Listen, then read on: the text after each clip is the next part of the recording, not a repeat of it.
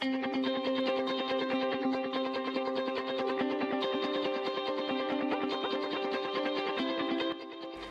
semua, apa kabar Tebans? Luar biasa, Yesus dahsyat. Uye! Gimana nih kabar kalian? Saya harap semuanya baik-baik aja, dalam keadaan baik, sehat-sehat selalu ya. Balik lagi nih, di minggu ini kita masih beribadah secara online. Tapi nggak apa-apa, kita doain terus supaya keadaannya cepet terus membaik, jadi kita bisa beribadah lagi di gereja, oke? Yuk, kita mau siapin hati dan pikiran kita mau menyembah Tuhan, kita mau memuji nama Tuhan. So, saya ajak kita untuk saat teduh dulu, terus kita renungin setiap kebaikan Tuhan selama kalian di rumah aja, selama pandemi ini juga gitu kan. Yuk, sebelumnya kita mau berdoa. Mari kita berdoa. Tuhan Yesus yang baik, terima kasih Tuhan untuk setiap penyertaan Tuhan di dalam kehidupan kami. Terima kasih Tuhan untuk setiap kasih setia Tuhan yang gak pernah habis Tuhan di dalam kehidupan kami. Engkau yang selalu menyertai kami dimanapun kami berada Tuhan. Engkau yang selalu Tuhan memberikan kesehatan, Engkau yang selalu Tuhan memberikan kami sukacita Tuhan, harapan ya Bapa. Terima kasih Tuhan untuk setiap berkat Tuhan di dalam kehidupan kami Tuhan. Sebentar Tuhan, kami mau mulai Tuhan kebaktian kami Tuhan. Engkau yang memimpin Tuhan setiap anak-anak-Mu Tuhan dimanapun mereka berada ya Bapa. Kiranya Engkau juga yang terus menuntun mereka, Engkau yang hadir Tuhan, mendampingi mereka semua Tuhan. Terima kasih Tuhan, kami menyerahkan Tuhan sisa waktu kami ke depannya ke dalam tangan-Mu, di dalam nama Tuhan Yesus, haleluya, amin.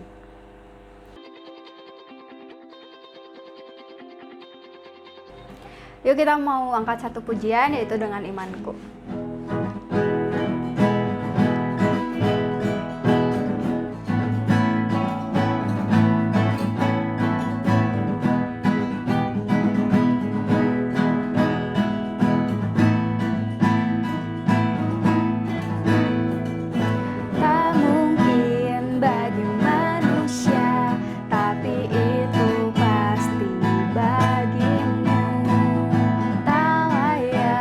Mata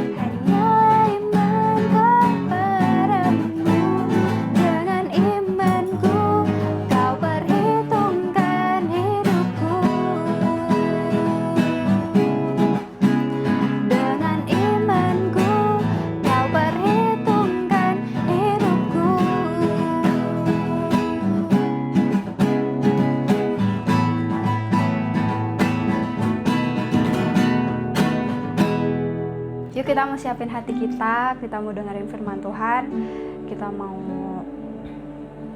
dengerin, kita mau lakuin firman Tuhan. Sebelumnya kita mau siapin hati kita mau fokus sama Tuhan, kita mau nyanyiin lagu Yesus Kekuatan.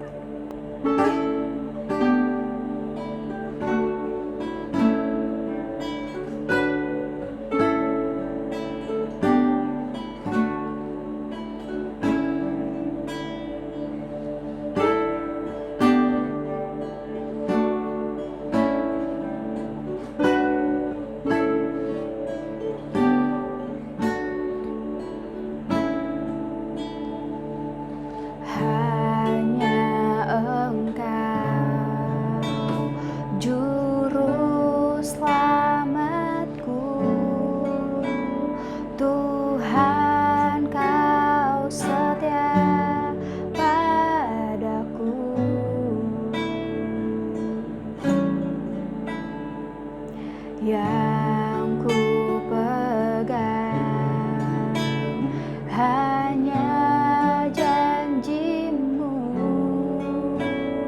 ku percayakan hidupku.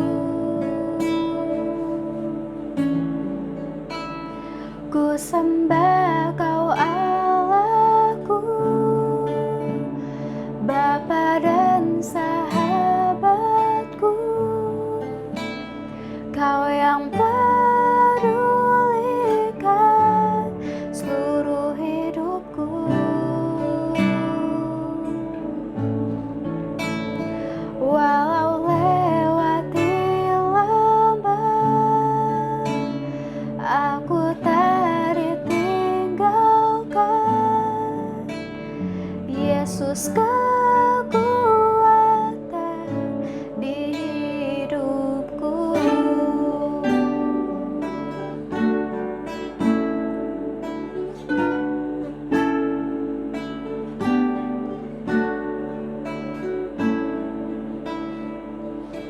Hanya Engkau juru selamatku,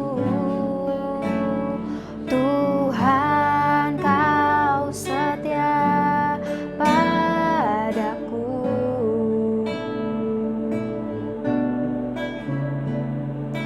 Ku yakini pertolongan-Mu takkan terlambat bagiku. Ku sembah Kau Allahku,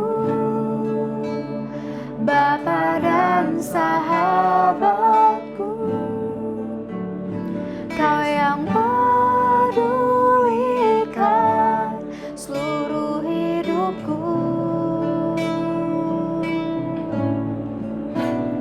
Walau lewati lembah, aku tak ditinggalkan.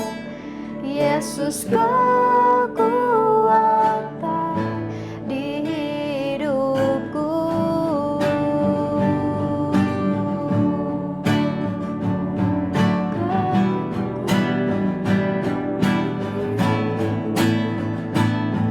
Kau kekuatan di hidupku. Hai Kau Tuhan,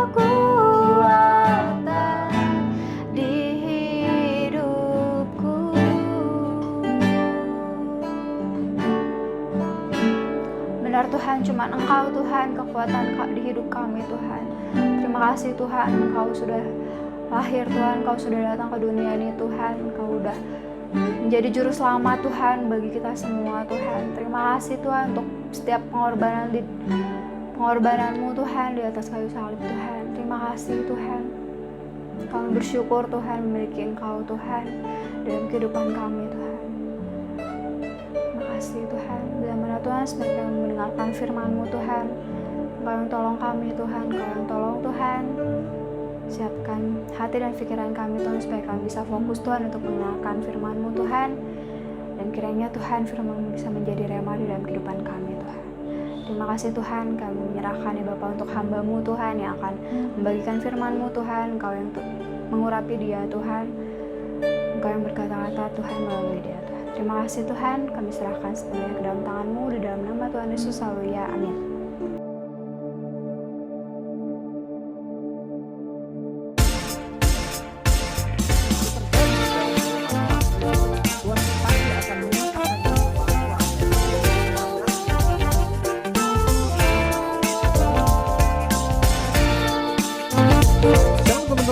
Ini merupakan video terakhir, khotbah terakhir dari rangkaian khotbah berseri berkaitan dengan akhir zaman. 3 minggu sudah kita lewati bersama. Kita sudah banyak membahas tentang keadaan manusia, contoh-contohnya seperti apa, bahkan juga tanda-tanda akhir zaman itu seperti apa aja. Bahkan juga kita melihat lebih jauh lagi, oleh karena tanda-tanda itu apa yang akan terjadi pun bisa tersingkapkan, bisa mulai terlihat, bisa teman-teman mulai bayangkan, oh ternyata keadaannya itu seperti ini. Nah, khotbah, karena ini khotbah terakhir, seri terakhir, yaitu berkaitan membahas tentang sikap kita atau kesimpulan kita tentang akhir zaman. Kita tahu teman-teman bahwasanya bukan hanya kita orang percaya saja yang mempercayai Tuhan Yesus akan balik atau datang kembali lagi untuk kali yang kedua. Setidaknya ada 3 agama besar lain yang mempercayai hal itu. Yang pertama adalah orang-orang Yahudi yang sampai detik ini mereka masih menunggu janji Tuhan berkaitan dengan Mesias. Bahkan juga saudara-saudara Muslim kita pun mempercayai Yesus yang dalam pandangan mereka menganggapnya sebagai Isa Al-Masih, itu pun percaya oleh mereka akan datang sebagai Imam Mahdi. Sekalipun kita tahu mereka hanya mempercayai Yesus Kristus atau Isa Al-Masih menurut pandangan mereka itu hanya sebatas sebagai nabi. Nah, kita yang terakhir adalah kita sebagai orang percaya, kita mempercayai Yesus Kristus bukan hanya cuma sekedar sebagai nabi. Lebih daripada itu, Yesus Kristus adalah Tuhan dan juru selamat kita. Oleh sebab itu penting bagi kita untuk kita mulai merenungkan apa saja yang harus kita lakukan dan kerjakan berkaitan dengan kedatangan Tuhan untuk kali yang kedua. Kita hidup dalam masa-masa penantian, yaitu masa menunggu kedatangan Yesus untuk kali yang kedua. Kedatangannya akankah kita isi, atau dalam keadaan kita sedang menunggu, apakah akan kita isi dengan hal-hal yang positif atau justru sebaliknya kita akan melakukan hal-hal yang negatif yang nanti pada akhirnya menjerumuskan kita lebih jauh lagi dalam rencana Tuhan dalam hidup kita. Oleh sebab itu, sekalipun kita tidak bisa memprediksi waktu kapan tanggal tepatnya kehadiran Tuhan untuk kali yang kedua, bersyukur bahwasanya Tuhan izinkan kita hidup dalam masa-masa yang seperti ini. Kalau saya mau katakan di dalam kitab Mazmur, di sana katakan Tuhan inginkan kita menjadi pribadi yang bijaksana. Ajar kami menghitung hari-hari kami sedemikian agar kami beroleh hati yang bijaksana. Yang Tuhan inginkan kita gak usah repot berkaitan dengan waktu, tanggal, tepatnya kapan. Tetapi yang Tuhan inginkan kita sebagai orang percaya adalah kita menjadi bijaksana dalam menyikapi akhir zaman. Nah, setidaknya ada 3 bagian besar yang nanti Kak Gali ingin sampaikan. Apa saja sikap kita, kesimpulan berkaitan tentang akhir zaman. Bagian yang pertama yang Kak Gali lihat adalah di dalam Lukas pasal yang ke-12 ayat yang ke-37. Di sana dikatakan seperti ini, berbahagialah hamba-hamba yang didapati tuannya berjaga-jaga ketika ia datang. Aku berkata kepadamu, sesungguhnya ia akan mengikat pinggangnya dan mempersilahkan mereka duduk makan dan Ia akan datang melayani mereka. Nah, bagian yang pertama yang ingin Kak Galih sampaikan adalah berkaitan dengan sikap berjaga-jaga. Ini merupakan pesan Tuhan Yesus, bukan hanya untuk orang pada masa itu, bukan hanya untuk murid-murid pada masa itu, tetapi juga bagi orang percaya, bagi anak-anak Tuhan, bagi anak-anak mudanya Tuhan, yaitu kita memiliki sikap berjaga-jaga. Ini merupakan pesan Tuhan bagi kita. Hidup berjaga-jaga artinya hidup dan menghidupi kebenaran. Nah, ini penting untuk mulai kita pikirkan teman-teman semuanya. Berjaga-jaga artinya kita hidup dan menghidupi kebenaran. Hidup dalam kebenaran dan menghidupi kebenaran. Hanya orang yang berjaga-jaga, orang yang siap dengan segala situasi dan kondisi yang tidak dapat mereka prediksi. Contoh sederhananya, kalau mungkin teman-teman tinggal di dalam kompleks dan ada satpam yang 24 jam mereka siap sedia, saya pikir mereka akan lebih siap dalam menghadapi segala sesuatu yang akan mereka alami atau komplek yang mereka jaga, dibandingkan dengan mereka yang sama sekali tidak melakukan persiapan. Yang Tuhan inginkan adalah kita berjaga-jaga, tetap hidup di dalam kebenaran firman Tuhan, tetap menghidupi kebenaran firman Tuhan. Selanjutnya, orang yang berjaga-jaga atau orang yang standby, orang yang siap sedia adalah orang yang tidak lalai dengan tugas dan tanggung jawabnya.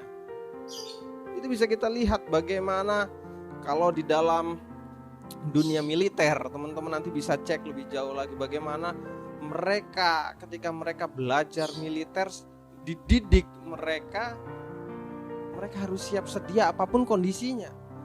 Kalau pemimpin katakan perang, siap perang, mereka harus siap perang. Saya rasa kita sebagai orang percaya pun dituntut oleh Tuhan untuk kita siap sedia. Gak ada waktu untuk santai-santai, gak ada waktu untuk gak menjadi terang, gak ada waktu untuk gak menjadi garam buat orang-orang di sekitar kita. Kita harus hidup dalam kebenaran dan menghidupi kebenaran. Itu yang paling penting. Bagian yang pertama yang Kak Galih lihat adalah berkaitan dengan berjaga-jaga. Hanya orang yang siap sedia, yang sanggup menghadapi tantangan yang tidak mereka pikirkan atau duga sebelumnya. Itu bagian yang pertama. Bagian yang kedua yang Kak Galih lihat di dalam Roma pasal yang ke-8 ayat yang ke-25.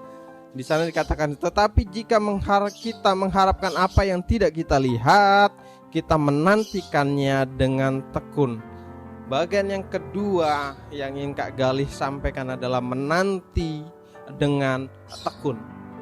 Orang yang tekun adalah orang yang tidak kenal kata menyerah dengan keadaan atau situasi. Sikap hatinya teguh sekalipun dia belum melihat jawaban dari setiap doa-doanya. Nah, kalau Kak Galih lihat, ada korelasi antara ketekunan dan ketaatan. Kalau Kak Galih katakan ada korelasi, ada hubungan antara ketekunan dan ketaatan, berarti kita harus belajar banyak dari Tuhan Yesus. Bagaimana sampai akhirnya ketika dia memberikan dirinya untuk menebus setiap dosa kita, bahkan menebus kita dari jeratan hukuman dosa. Kita bisa melihat, sekalipun dia tahu apa yang dia alami, tetapi dia putuskan untuk dia tetap taat sampai akhir. Nah, kalau Tuhan Yesus sudah memberikan contoh sama kita, kalau Tuhan Yesus sebagai contoh atau sebagai panutan hidup kita sudah memberikan teladan yang begitu luar biasa, seharusnya kita sebagai anak-anak Tuhan pun meniru. Kita tetap tekun sekalipun mungkin kita belum melihat jawaban dari doa-doa kita. Kita tetap tekun, kita tetap berdiri teguh di dalam iman kita. Sekalipun apa yang sedang kita hadapi, situasi dan kondisinya itu gak enak. Sekalipun mungkin nanti kesengsaraan, kelaparan, lain sebagainya akan menimpa kita, kita tetap tekun. Kita tetap tekun menanti kedatangan. Ini yang yang harus mulai kita pikirkan. Sudahkah ketekunan, sudahkah ketaatan itu menjadi bagian cara hidup kita sebagai anak-anak Tuhan? Atau justru sebaliknya? Sekali lagi, ini bukan hanya teguran buat teman-teman. Firman Tuhan ini bukan hanya berlaku untuk teman-teman, tetapi firman Tuhan ini pun berlaku untuk Kak Gali. Sudah kan? Kita koreksi diri kita masing-masing. Bagian yang ketiga, bagian yang terakhir. Kalau Kak Gali lihat di dalam Yudas 1 ayat yang 1 bagian A, sana katakan dari Yudas hamba Yesus Kristus dan saudara Yakobus kepada mereka yang terpanggil, yang dikasihi dalam Allah Bapa dan yang dipelihara untuk Yesus Kristus. Bagian terakhir yang Kak Gali sampaikan adalah tetap tinggal di dalam kasih Tuhan. Kenapa sekali lagi Kak Gali tegaskan tetap tinggal di dalam kasih Tuhan? Kak Gali mau ingatkan, hari-hari yang akan kita lalui adalah bukan hari-hari yang mudah, bukan hari-hari yang semakin gampang, tetapi ada begitu banyak godaan, ada begitu banyak ujian yang harus kita lalui dan hadapi. Satu-satunya agar kita tetap tekun, tetap teguh di dalam iman kita terus memandang kepada kasih Kristus. Kita terus memandang kepada kasih Tuhan. Yang di sana dikatakan mereka yang terpanggil, yang dikasihi dalam Allah Bapa. Kita ingat kembali kasih Tuhan. Kita ingat kembali pengorbanan Tuhan bagi kita.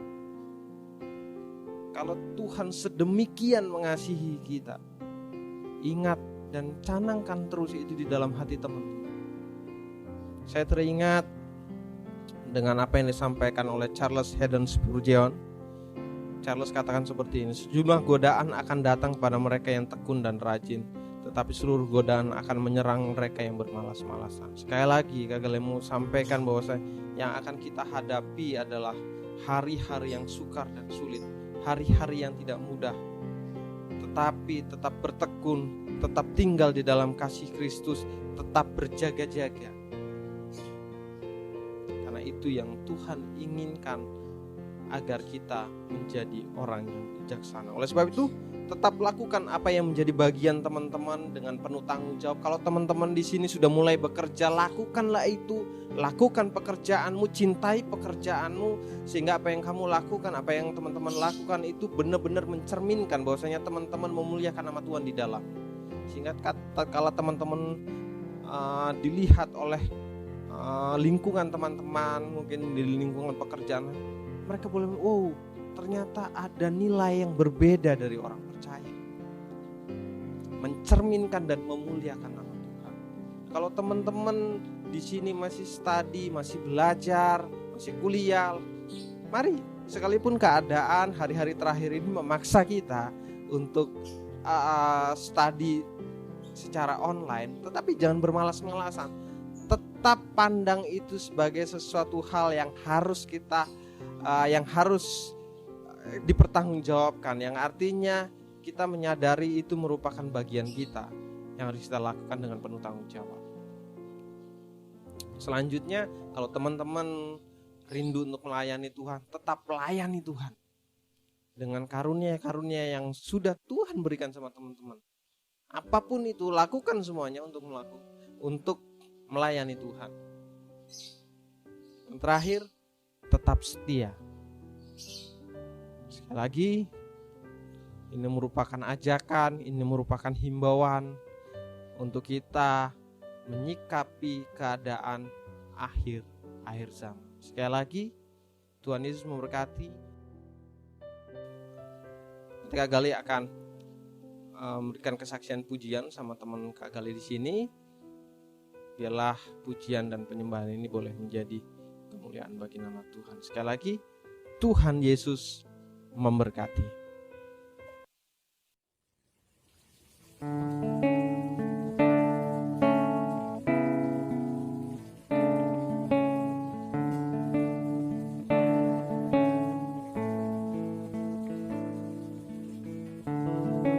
Kekuatan di jiwaku,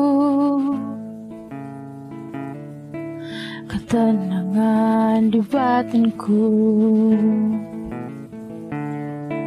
ada dalam hadirat-Mu, ku menyembah-Mu.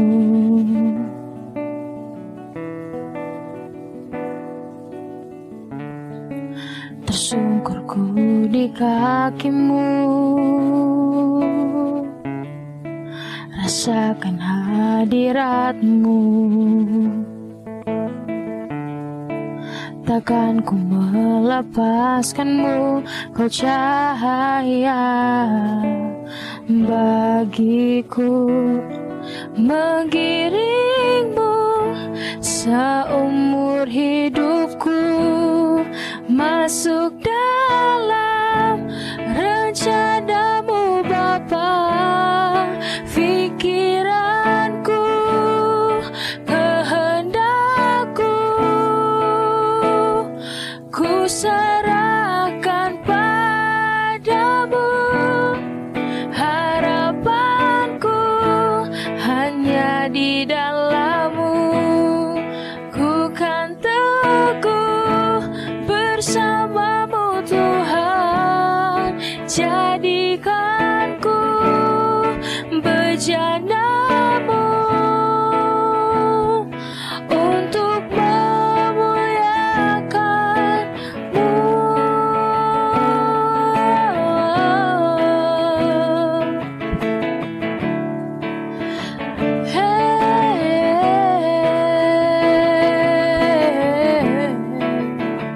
Memuliakan nama-Mu Tuhan.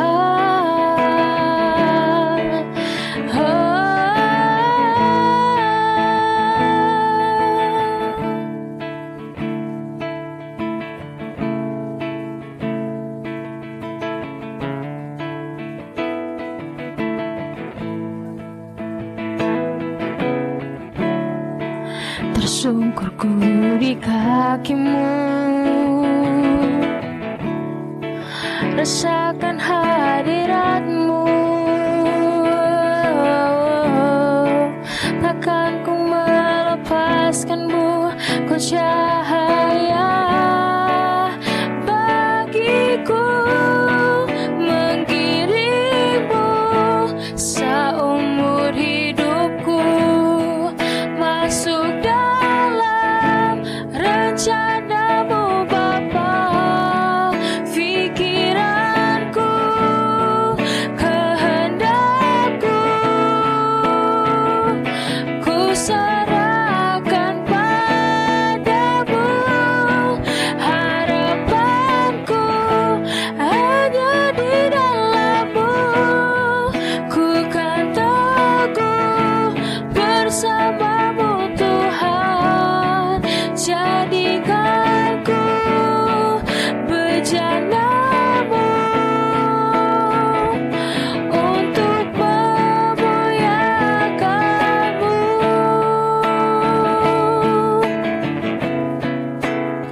Untuk memuliakan nama-Mu Tuhan.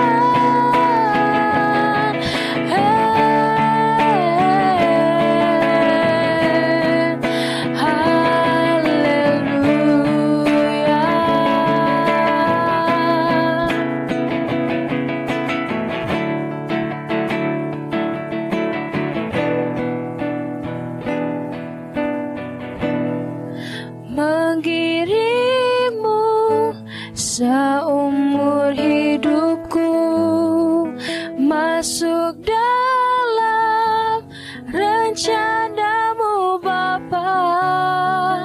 Pikiranku, kehendakku,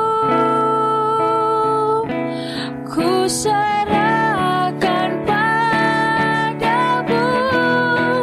Harapanku hanya di dalam-Mu, ku kan teguh bersama-Mu Tuhan. Jadikan ku bejana-Mu untuk memuliakan-Mu, untuk memuliakan-Mu.